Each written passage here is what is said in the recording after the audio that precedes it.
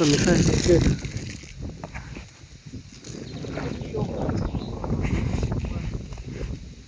Вот такая прикормка.